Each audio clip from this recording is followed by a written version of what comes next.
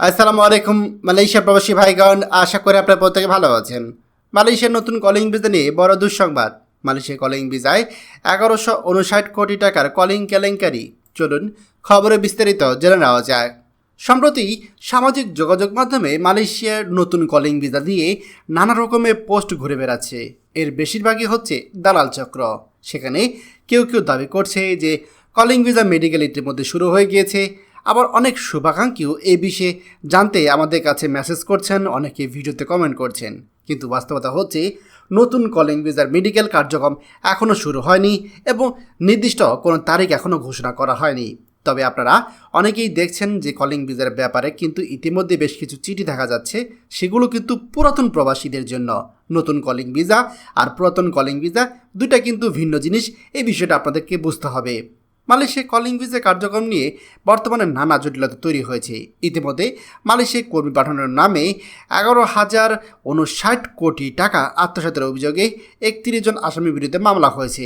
এরা বেশিরভাগই recruiting agency. এই মামলাকে কেন্দ্র করে পুরো কলিং সিন্ডিকেট জটিলতার মধ্যে রয়েছে। ফলে এই মামলা নিষ্পত্তি না হওয়া পর্যন্ত কলিং ভিসা কার্যক্রম শুরু হওয়ার সম্ভাবনা খুবই কম। আমি নতুন যেটা বলছি সেটা নতুন কর্মী পাঠানোর ক্ষেত্রে।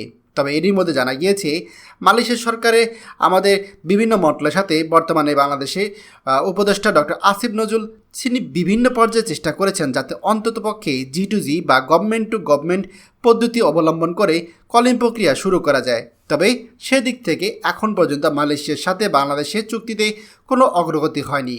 এই অবস্থায় আপনারা জানেন যে একটা অচল অবস্থা চলছে।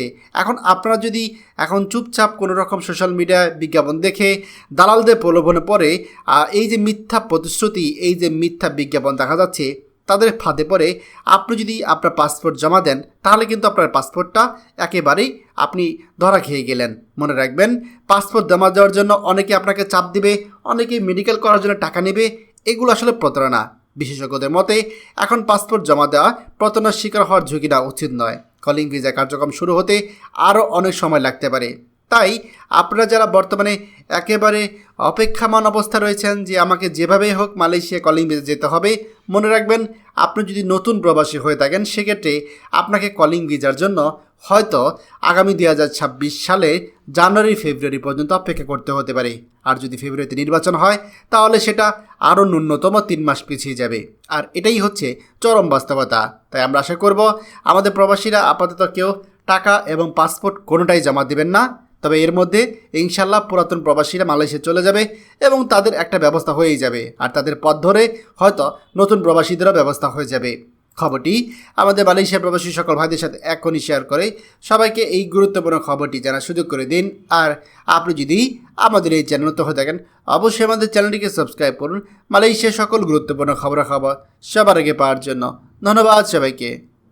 আমাদের সকল ভিডিও আপডেট সবার আগে পেতে আমাদের চ্যানেলটিকে সাবস্ক্রাইব করুন। সাবস্ক্রাইব করতে সাবস্ক্রাইব বাটনে ক্লিক করুন এবং বেল আইকনে চাপুন যাতে আমাদের কোনো নতুন ভিডিও আপনি মিস না করুন।